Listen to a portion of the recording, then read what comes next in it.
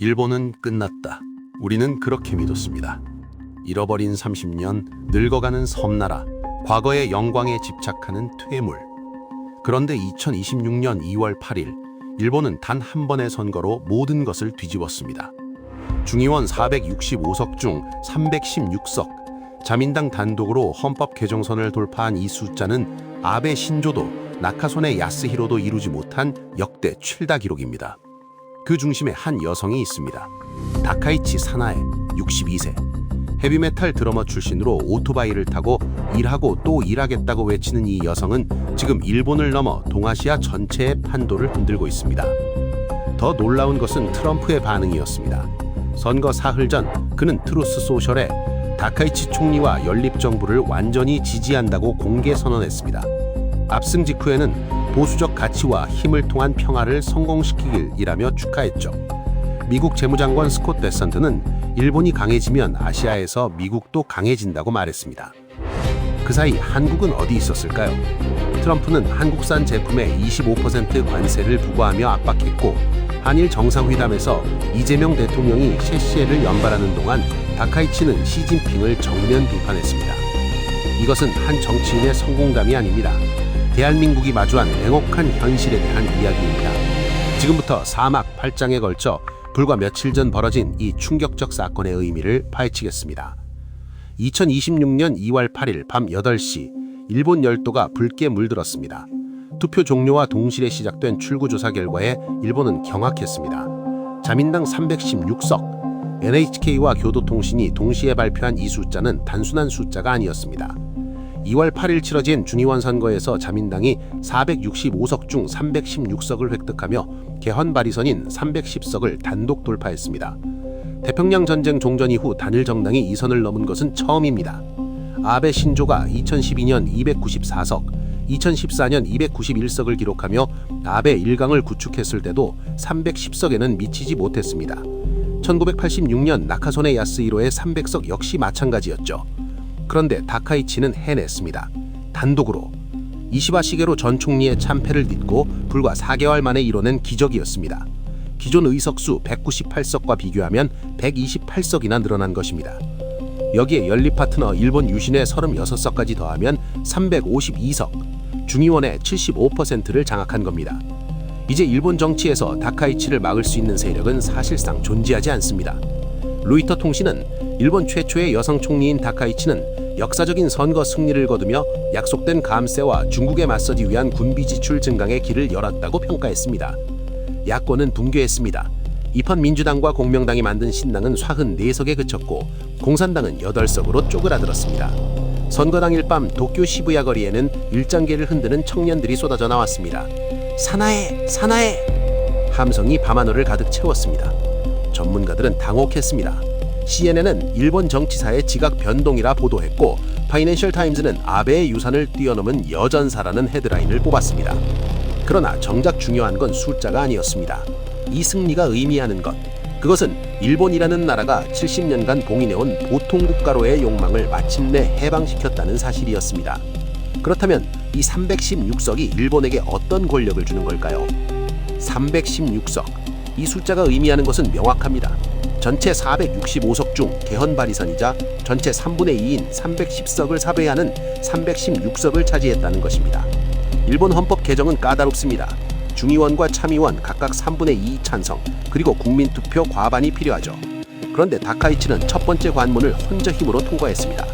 전후 일본 정치사에 처음 있는 일입니다. 일본은 중의원과 참의원으로 나뉘는 양원제인데요. 여당이 중의원에서 3분의 2 이상 확보하면 참의원의 반대를 무력화할 수 있습니다. 즉 참의원이 반대해도 중의원에서 재의결하면 법안이 통과됩니다. 더 중요한 것은 헌법 개정입니다. 중의원과 참의원이 모두 3분의 2 이상 찬성해야 하는 헌법 개정안도 1차 관문은 넘은 셈입니다. 다카이치는 이미 공약으로 밝혔습니다. 헌법 구조의 자위대를 명시하겠다. 헌법 구조, 1947년 제정된 평화헌법의 핵심입니다. 일본은 전쟁을 포기하고 전력을 보유하지 않는다. 70년간 일본을 묶어온 이 족쇄를 풀겠다는 겁니다. 다카이치 총리는 2월 9일 유권자들이 선거를 통해 전면적인 변화의 긴급한 필요성을 인정해 주었다며 일본의 영토를 수호하기 위해 국방력을 강화하겠다고 다짐했습니다.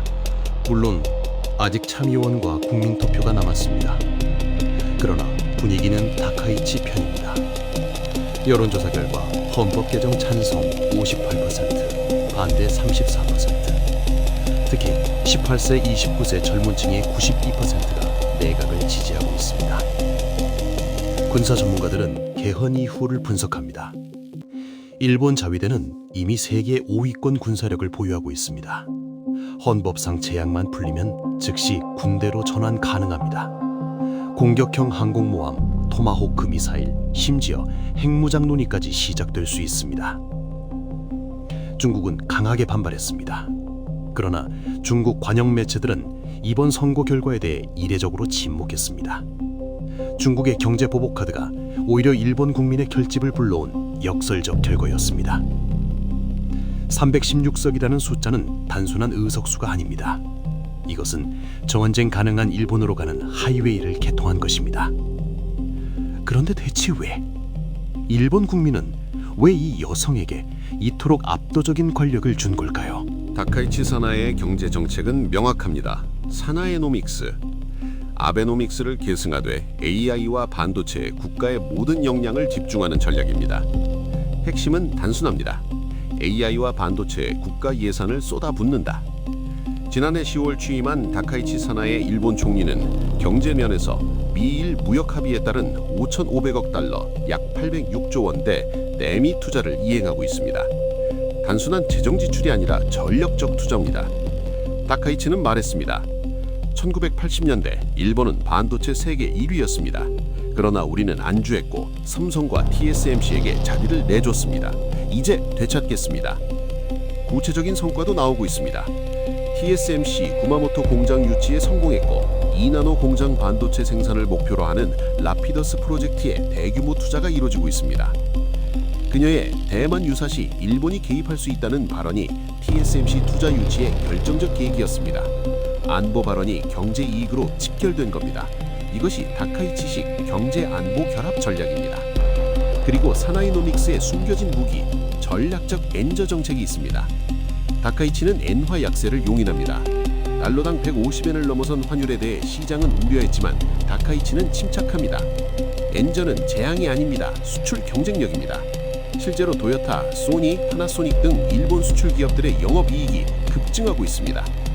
중국산 제품과의 가격 경쟁에서 우위를 점하기 시작했고 한국 제조업은 타격을 입고 있습니다. 경제학자들은 비판합니다. 엔저는 서민 생활을 파괴한다. 수입 물가가 폭등한다. 그러나 다카이치는 보조금으로 대응합니다. 에너지 보조금, 식료품 가격 안정화 기금, 서민들은 물가 부담을 크게 느끼지 못합니다.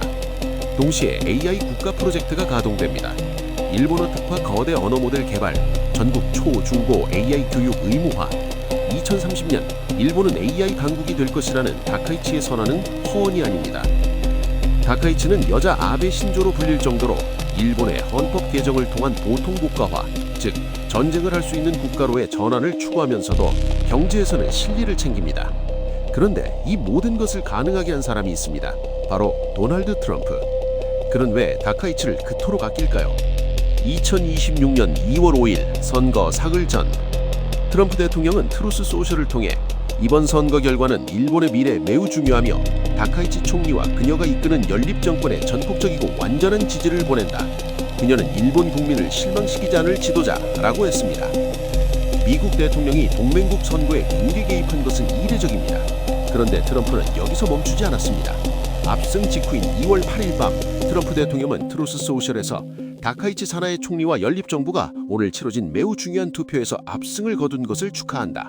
당신의 보수적인 힘을 통한 평화 의제를 이행하는데 위대한 성과가 있기를 바란다고 밝혔습니다. 왜 트럼프는 다카이치를 선택했을까요? 답은 기브 앤 테이크에 있습니다. 다카이치는 트럼프가 원하는 것을 정확히 알고 즉각 실행합니다. 첫째, 투자.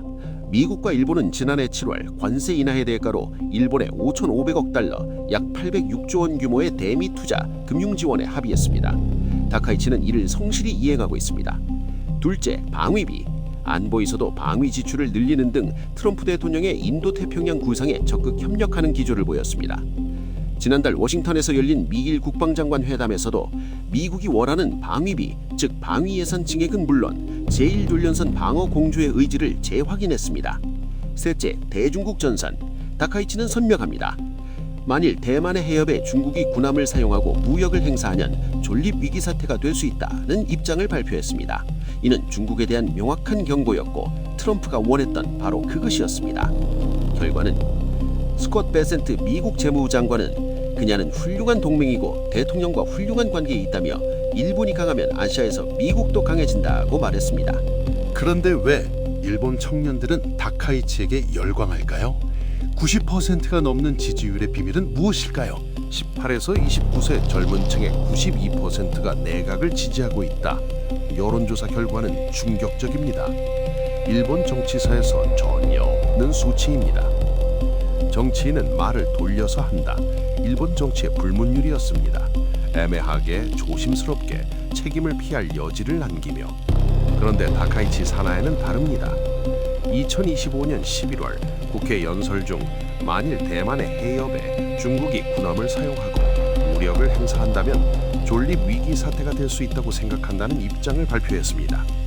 중국은 레드라인을 넘었다며 격렬하게 반발했고 2025년 중일 갈등이 격화됐습니다. 그러나 일본 청년들의 반응은 달랐습니다. 드디어 제대로 말하는 정치인이 나왔다는 댓글이 SNS를 뒤덮었습니다.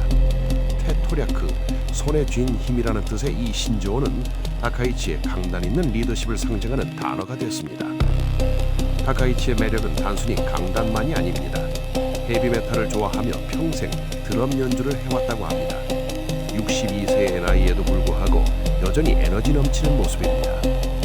첫 외교 행사인 도널드 트럼프의 방일 당시 미국 원자력 항공모함 조지 워싱턴호에서 트럼프가 다카이치 사나이를 지켜 세우자 밝은 표정을 지으며 손을 흔들면서 방방 뛰는 모습을 보였습니다. 이 장면은 일본 SNS에서 폭발적 반응을 얻었습니다. 선거 기간 동안 에너지 넘치고 직설적인 언행, 소셜미디어 활용과 비주얼 마케팅에 능한 미디어 세이비 리더십을 보여줬습니다. 이시바 시게루 전 총리의 꼰대 스타일과는 대비되는 신선함이었습니다. 유권자 사이에는 당이 어느새 과거의 보수적 노선 이념이 희미해졌지만 다카이치가 선명한 보수 방향으로 전환시켜졌다는 평가가 있습니다. 일사불란한 그녀의 에너지를 보고 일본이 오랜 침체기에서 깨어날 희망을 보았다고 말하는 이들도 있습니다. 정치평론가는 분석합니다. 다카이치는 강한 일본이라는 이념과 멋진 여성이라는 이미지를 완벽하게 결합시켰습니다. 이건 단순한 정치가 아니라 문화 현상입니다. 그렇다면 이 압도적 권력으로 다카이치는 무엇을 할까요? 특히 한국에는 어떤 영향을 미칠까요? 316석의 권력은 곧 입법권입니다. 다카이치 총리는 선거운동 기간 중 일본의 정보 역량을 근본적으로 강화하기 위해 간첩방지법 제정과 국가정보국 설립을 공약했습니다. 그리고 그녀는 약속을 지킵니다. 압승 직후 4대 핵심 입법이 준비되고 있습니다. 첫 번째, 살상무기 수출법. 일본은 1967년 이래 무기 수출 3원칙으로 사실상 방산 수출을 금지해 왔습니다. 다카이치는 이 금기를 깨려 합니다. 동맹국의 한해 살상무기 수출을 허용한다는 내용의 법안입니다. 이것이 한국에 의미하는 바는 명확합니다. 일본 방산의 기술력은 세계 최고 수준입니다. 미쯔비시 중공업, 가와사키 중공업 이들이 무기 수출 시장에 본격 진출하면 한국 방산의 가장 강력한 경쟁자가 됩니다. 필리핀, 베트남, 인도네시아, 한국이 주력하던 동남아 시장이 일본의 타겟이 될 것입니다. 가격은 한국보다 비싸지만 기술력과 신뢰도에서 일본이 앞섭니다. 두 번째, 국가정보국 JFBI 창설법. 자민당의 압승으로 총리 직속의 강력한 독립기구로서 국가정보국이 출범할 길이 열렸습니다. 대외 첩보, 사이버 보안, 테러 방지를 총괄하는 조직입니다. 세 번째, 스파이 방지법. 일본에는 믿기 힘들게도 스파이를 처벌하는 법이 없었습니다. 강력한 간첩 방지법은 보호해야 할 비밀을 명확히 정의하고 민감한 분야의 검증 절차를 강화함으로써 안보 환경을 근본적으로 바꿀 것입니다. 네 번째, 외국인 규제 강화법. 외국인의 토지 소유 제한, 귀화 조건 강화 등이 포함될 전망입니다. 국가 정체성 확립이라는 명분입니다. 이 모든 법안이 통과되면 일본은 완전히 달라집니다. 군사력을 보유하고 무기를 수출하며 강력한 정보기관을 갖춘 정상국가. 70년간 봉인됐던 일본의 본 모습이 드러나는 겁니다. 그런데 한국은 어떻게 대응하고 있을까요? 2026년 1월 이재명 대통령과의 한일 정상회담에서 표면적으로는 우호적이었습니다. 그러나 그 직전 같은 달 중일 정상회담의 모습은 완전히 달랐습니다. 전날 태극기에 예를 표한 것과 달리 오성 홍기에는 예를 표하지 않았으며 후쿠시마 수산물 수입 금지 조치와 대만 문제를 거론했습니다. 중국 역시 일본의 잘못된 역사 인식부터 바로잡으라며 각을 세웠습니다. 덕분에 나름 웃으며 훈훈하게 끝난 한일 정상회담과 달리 서로 웃는 사진 한 장 없이 회담 내내 냉랭한 분위기를 풍겼습니다. 이것이 다카이치의 전략입니다. 한국에는 미소, 중국에는 냉혹, 그리고 그녀는 중국을 상대로 단 한치도 물러서지 않았습니다. 2025년 11월 10일 일본 국회 중의원 예산위원회에서 다카이치 총리는 양안 관계 유사시 일본이 집단적 자위권을 행사할 존립 위기에 처할 수 있다고 발언하여 일본 현지에서 화제가 되었습니다. 이는 대만 유사시 일본이 군사 개입하겠다는 의미였습니다. 중국은 격렬하게 반발했습니다. 주 오사카 중국 총영사 최재니 다카이치 사나이를 간접적으로 겨냥하여 멋대로 들어오면 목을 베겠다는 참수 발언을 하는 등 긴장이 고조됐습니다. 중국 정부는 발언 철회를 요구하며 경제 제재 및 문화적 교류를 중단 발표했습니다. 그러나 다카이치는 물러서지 않았습니다. 특별히 철회하거나 취소할 생각이 없다고 했습니다. 오히려 더 나아갔습니다. 중국 국영 언론이 다카이치를 사악한 마녀라고 부르고 인민해방군 기관지가 일본 정부가 자국을 자멸의 전차에 묶는 것이라고 경고했지만 다카이치는 개의치 않았습니다. 도널드 트럼프 대통령은 대만에 대한 다카이치 총리의 발언과 최전의 위협에 대해 직접적으로 답변하지 않았지만 주일 미국 대사 조지 에드워드 클래스는 일본과 미국의 유대를 심화시켜 주셔서 감사하다라고 말하며 다카이치 총리와 트럼프 대통령이 USS 조지 워싱턴 항공모함에서 함께 있는 사진을 첨부했습니다. 같은 시기 이재명 대통령은 중국을 방문했습니다.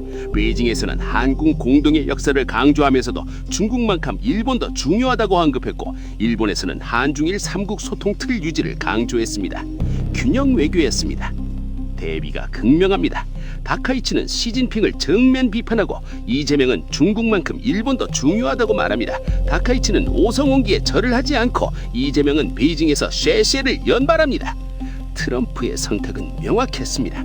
한국산 제품에는 25% 관세를 부과하며 압박하고 일본에는 다카이치 총리의 힘을 통한 평화 이젠다를 이행하려는 위대한 성과가 있기를 바란다 라고 축하했습니다.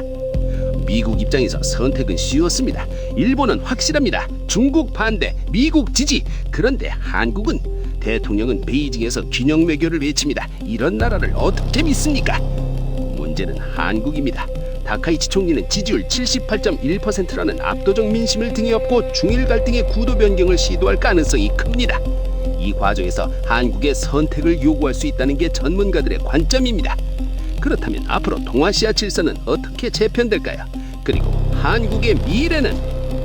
2026년 2월 9일 밤 도쿄 시부야 거리는 환호로 가득했습니다. 316석을 차지한 자민당의 압승을 축하하는 집회였습니다. 다카이치 총리는 자민당 본부에서 당선자 이름 위에 꽃을 달며 미소 지었습니다. 일본은 명확한 방향을 정했습니다. 미국과의 동맹 강화, 중국과의 대결, 정상 국가로의 복귀. 다카이치는 중국의 위협에도 불구하고 한 발자국도 물러서지 않았고 그 대가로 트럼프의 전폭 지지를 받았습니다. 같은 시각 샤울 청와대에서는 한미 관세 협상이 난항을 겪고 있었지요. 트럼프의 25% 관세 폭탄에 대응책을 찾지 못하고 있었습니다. 한중 관계는 우호적이었지만 정작 미국과의 관계는 삐걱거렸습니다. 앞으로 3년 반도가 결정됩니다. 이번 선거 결과는 미일 동맹의 작동 방식을 근본적으로 바꿀 수 있습니다. 미국은 이미 지난해 12월 새 국방전략 NDS를 통해 주한미군의 중국 견제 기능 강화를 명시했습니다. 여기에 개헌 가능 의석까지 확보한 일본이 합류하면 인도 태평양 전역에서 대중 압박 강도는 한층 세질 수밖에 없습니다. 이 모든 의무는 3월 19일, 20일 예정된 미일 정상회담에서 윤곽이 드러날 전망입니다. 트럼프 대통령과 다카치 총리가 인도 태평양 전략에서 한국의 역할을 어떻게 설정하는지가 한국 안보 전략의 향방을 가릴 것입니다. 일본은 명확한 방향을 정했습니다. 미국과의 동맹 강화, 중국과의 대결, 정상 국가로의 복귀. 다카치 내각의 정치적 영향력은 더욱 확대될 것으로 관측됩니다. 이를 바탕으로 중국의 대일본 외교적 압박에 대해 더 강경한 입장으로 대응할 것이라는 전망이 일본 현지 언론의 공통된 분석입니다. 2026년 말 한국은 미, 일, 호주로 구성된 인도태평양 안보협의체에서 배제됐습니다. 명목은 한국의 입장이 불명확해서였습니다. 여기서 우리는 교훈을 얻어야 합니다. 첫째, 메시지의 선명성. 다카치는 애매하지 않습니다. 반중, 친미, 강한 일본. 이 세 가지 메시지가 명확합니다. 한국은 균형 외교, 전략적 모호성, 국제정치에서 애매함은 곧 고립입니다. 둘째, 경제와 안보의 결합. 대만 유사시 개입 선언이 TSMC 공장 유치, 경제 이득으로 이어지는 지혜로운 국익 우선주의입니다. 한국은 경제는 경제, 안보는 안보라며 분리합니다. 셋째, 선택의 용기. 다카치는 중국 시장을 잃을 위험을 감수하고도 미국을 택했습니다. 결과는 미국의 전폭적 지지였습니다. 한국은 아직도 선택하지 못했습니다. 역사는 선택하는 자의 편입니다. 일부는 선택했고 한국은 망설였습니다. 과연 우리는 언제까지 망설일 것인가?